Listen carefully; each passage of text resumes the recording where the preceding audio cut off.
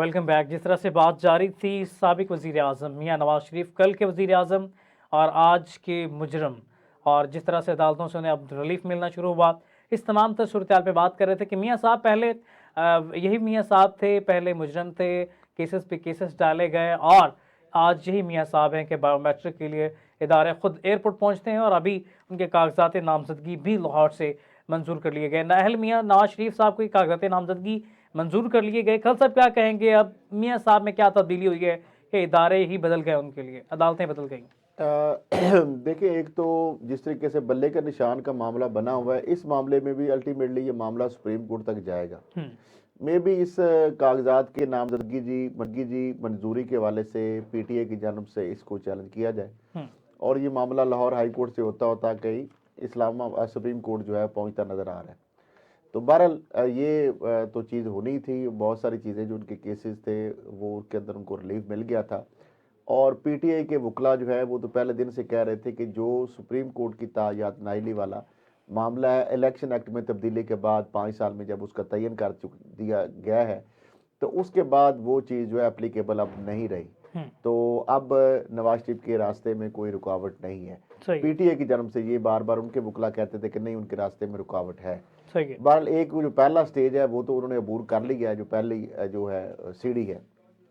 तो आगे देखते हैं क्या सूरत हाल बनती है। बहरहाल जो नज़र हालात वाक़यात आ रहे हैं उससे तो यही लग रहा है कि वो पार्टिसिपेट करते नज़र आ रहे हैं और उनकी जो तायात नाहली वाला मामला है, सुप्रीम कोर्ट से भी उनको डेक्लेरेशन मिलता नज़र आ रहा है, जो इलेक्शन एक्ट की बुनियाद पर। क्योंकि सुप्रीम कोर्ट ने अपने ही फैसले में कहा था कि आप इस मुद्दत जो है, ये जो अभाम है इसके अंदर, ये पार्लियामेंट जो है इसको क्लियर कर ले। अब इसके अंदर दो चीजें हैं। एक मामला है कि इस अभाम को आईनी तरमीम के जरिए ठीक करना था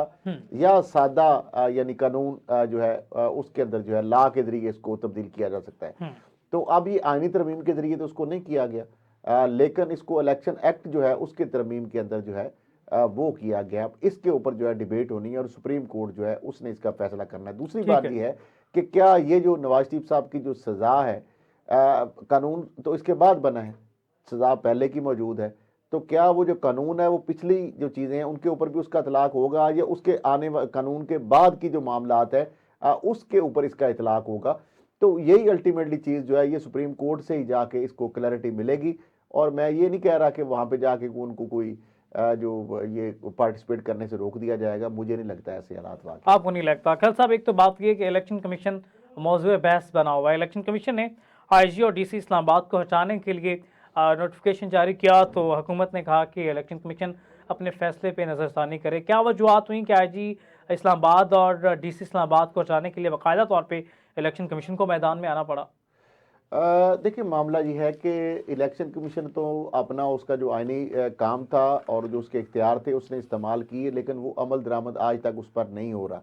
और वफाकी हुकूमत ने उस पर अमल दरामद करने की पाबंद है, लेकिन वो लहतो लाल से काम कर रही है, इनकारी है उससे, और उसके लिए मुख्तलिफ हीले बहाने जो है वो जवाब तलाश कर रही है।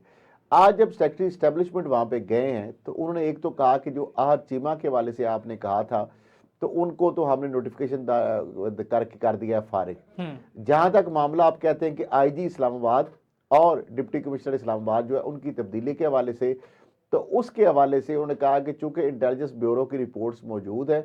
और इलेक्शन के हवाले से कुछ ऐसे सिक्योरिटी के मामलात है और वजारत दाखिला जो है उसकी ये रिक्वेस्ट है कि वजारत दाखिला ये चाहती है कि इन दोनों अफसरान जो है इनकी जो तब्दीली के अहकामात हैं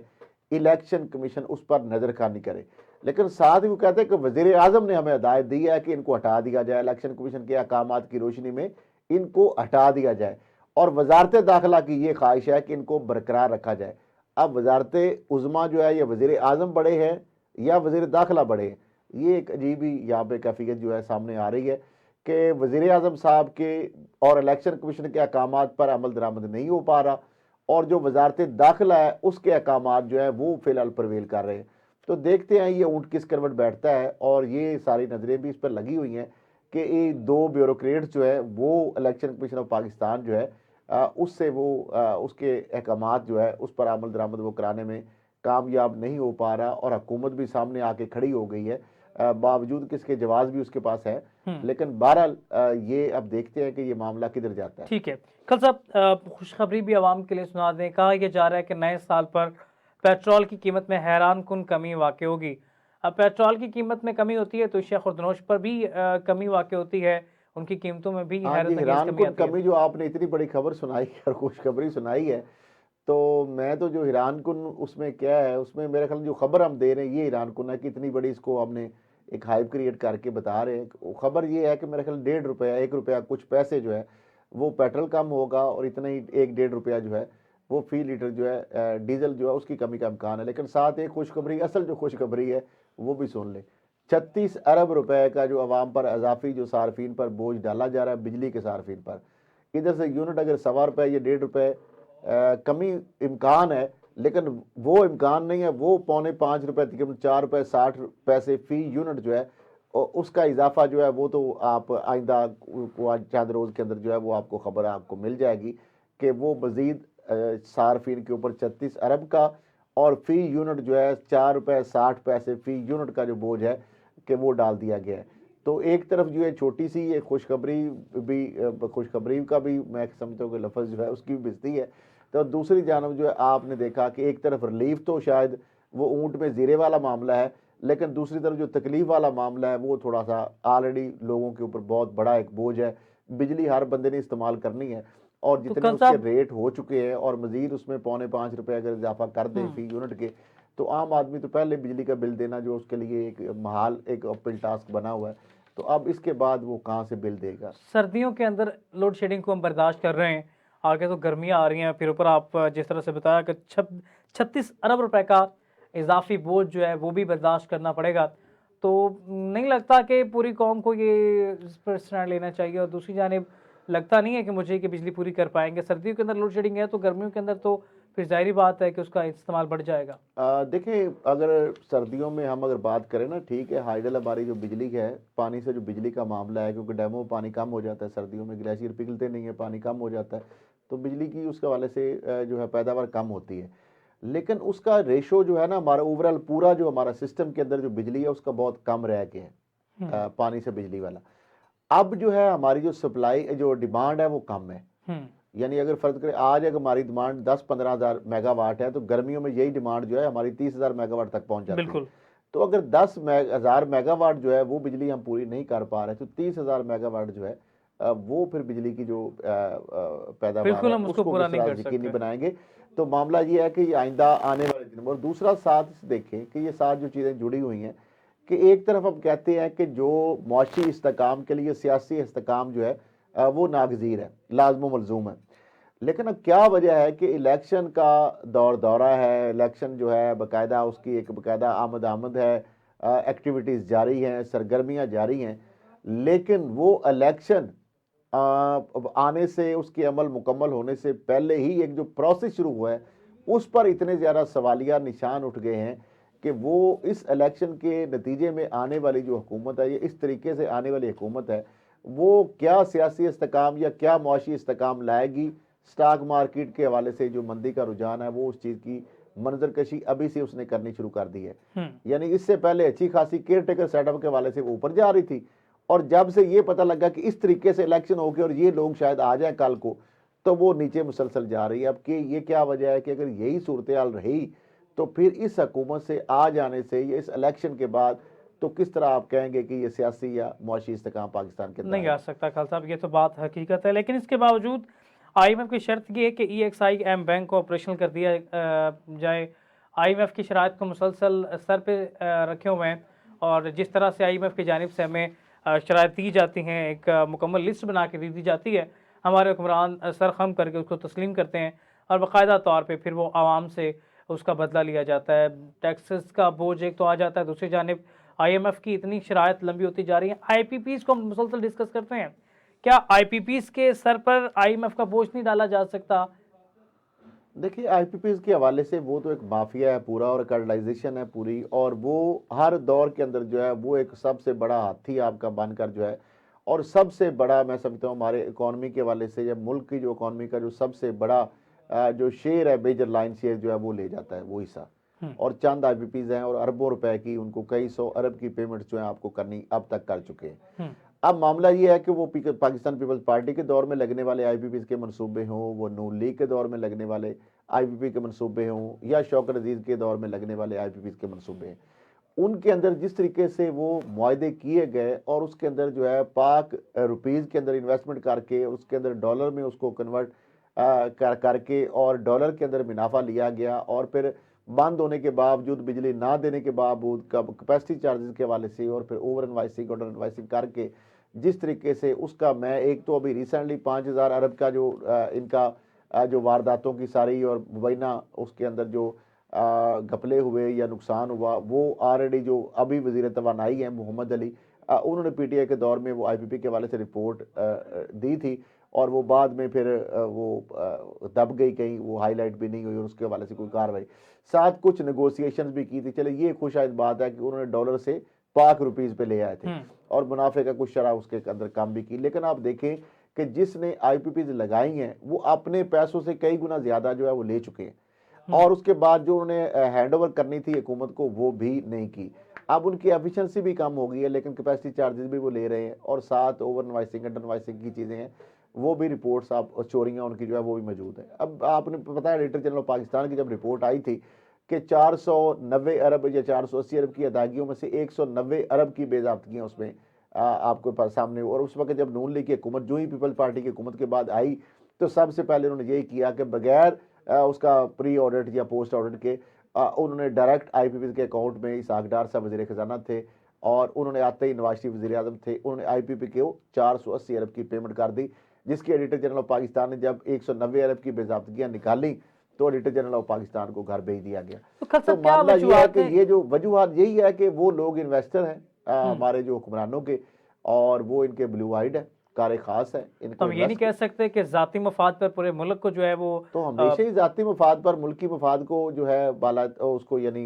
इग्नोर किया जाता है, और यही वजह है कि आज हम कितना पीछे हैं। कल साहब आपको याद होगा हमारे प्रोग्राम में गेस्ट आए थे, वो सवात या गालिबन मुसव्वराबाद में एक प्लांट लगाना चाहते थे, अरबों रुपए का प्रोजेक्ट था और मकामी इंतजामी उसके अंदर रुकावट हायल थी। याद है आपको, गेस्ट आए थे हमारे पास? जी बिल्कुल, इस तरह है, आज़ाद कश्मीर में है, पंजाब के अंदर है,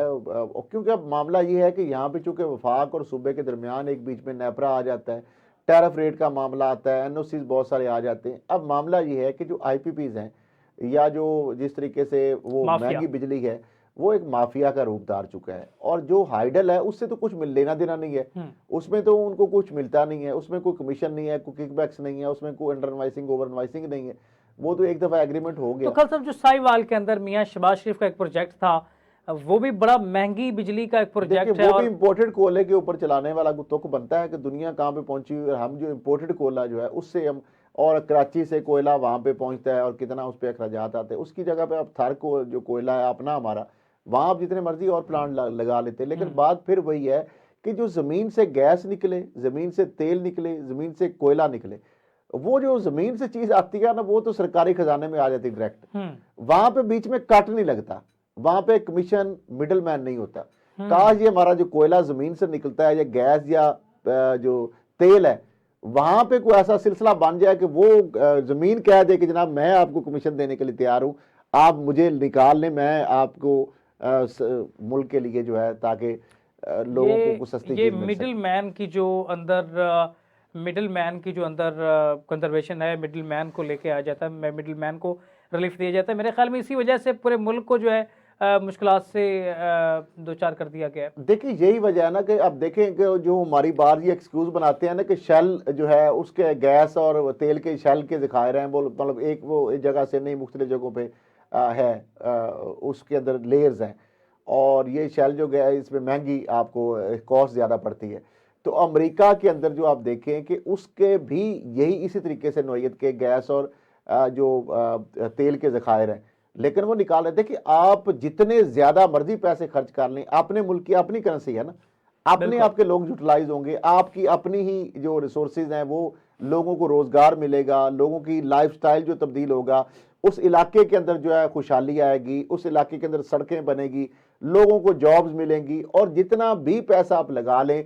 फिर भी जो बाहर से आप मंगवाते हैं तेल और गैस, उससे कई 100 गुना वो आपको सस्ता पड़ेगा। और दूसरा यह है कि उसकी मद में जो आप अरबों डॉलर का ज़र मुबादला आपको देना पड़ता है और गैर मुल्की आपको कर्जे लेने पड़ते हैं, उस वजह से उससे भी आपकी जान छूट जाएगी। लेकिन हम देखें कि आप बजाय हम नए कुएं खोदने के, गैस के ज़खायर तलाश करने के, हम तलाश कर रहे हैं एलएनजी के लिए नए बाहर से एग्रीमेंट किए जाएं, बाहर से जो है मुख्तलिफ मुल्कों से जो आयल है, जो तेल है, उसकी जो है इंपोर्ट के वाले से हम मुआहदे कर रहे हैं। लेकिन जो असल काम है कि हमारे मुल्क के अंदर आप देखें कि हमारे इंडिया और पाकिस्तान की जो बॉर्डर के ऊपर आप देखें कि वहाँ पे बाकायदा कंपनी को हमने ठेका भी दिया हुआ है, लेकिन वो इंडिया उसी जगह से अपने मुल्क की ज़रूरियात के लिए तेल और गैस निकाल रहा है, लेकिन हमारा जो पोर्शन है उसी बॉर्डर के दूसरी तरफ जो है उससे बड़े ज़खायर है। लेकिन एक कंपनी को ठेका भी हमने दिया और कंपनी को भारत उसके मुंह बंद कराने के लिए उसको कि ताकि आप ना निकालें और वो सारे हमारे भी ज़खायर वो खा जाएं,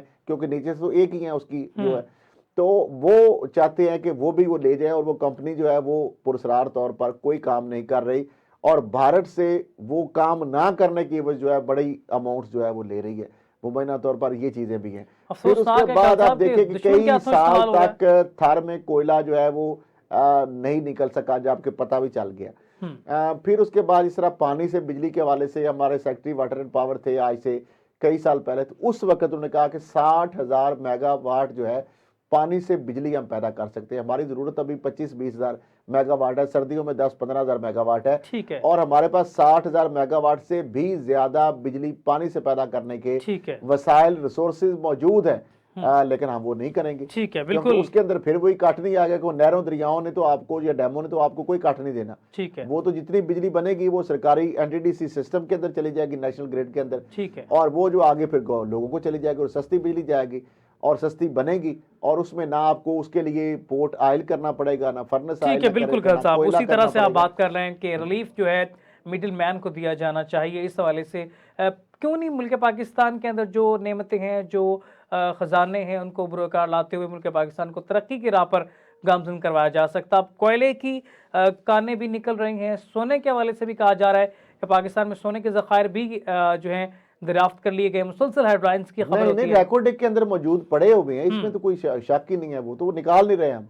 निकाल के चाइना ले जा रहा है, कॉपर भी और वो सोना भी। और इसी तरीके से बाकी आप देख लें कि हमारे बहुत सारे और ऐसे इश्यूज हैं जिसके ऊपर हम बिल्कुल काम नहीं। आप देखिए पत्थर हमारा दुनिया का महंगे तरीन जो पत्थर है यहाँ पे, मार्बल्स जो है वो हम निकाल रहे हैं, लेकिन वो हुकूमत को उससे कुछ चंद पैनीज भी नहीं मिल रही, और उसके बदले में जिनको वो ठेके दिए गए और वो बाहर एक्सपोर्ट करके उससे करोड़ों रुपए कमा रहे हैं। सफेद पत्थर, लाल पत्थर पाकिस्तान को चंद लाख भी नहीं मिल रहे। हमारा हिमालय नमक देख रहे कि इंडिया ब्रांड करके उसको बेच रहा है, हमारा चावल जो है बासमती उसको इंडिया ब्रांड करके वो भी इंपोर्टेड हो रहा है। तो मतलब उसके लिए एक्सपोर्ट वो कर रहे हैं और उससे अरबों डॉलर कमा रहे हैं। और हम देख लें आईटी हमारी इंडस्ट्री देख ले कि उसके लिए बहुत सारी हर्डल्स है। हमारी ऑनलाइन बच्चे बहुत सारे जो कमा रहे हैं उनके लिए अब हर्डल्स है, बहुत सारे मसाइल है उनके लिए भी। तो इसको भी अगर इनकरेज किया जाए ऑनलाइन जो ये अर्निंग है और आईटी के वाले से, तो इसके अंदर जो फैसिलिटीज दी जाए तो बहुत सारे हमारा पोटेंशियल मौजूद है। हमारे जवान जो है, नौजवान जो है, यहाँ बैठकर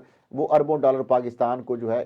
जो ला सकते हैं ज़र मुबादला। बिल्कुल, जरा नम हो तो ये खेज है साकी, नम होने नहीं दिया जा रहा और मिट्टी को नम करने के लिए वसाइल को बुरकार नहीं लाया जा रहा। जब तक अपने वसाइल को पहचाना नहीं जाएगा, जब तक अपने वसाइल को बुरकार नहीं लाया जाएगा, मुल्क पाकिस्तान की तरक्की जो है इसी तरह से लटकी रहेगी और मिडिल मैन अपना रिलीफ निकालते रहेंगे, उनको रिलीफ दिया जाता रहेगा। इसी के साथ अपने मेज़बान उसामा जाहिद और असद कल को इजाज़त, अल्लाह ने के बाद।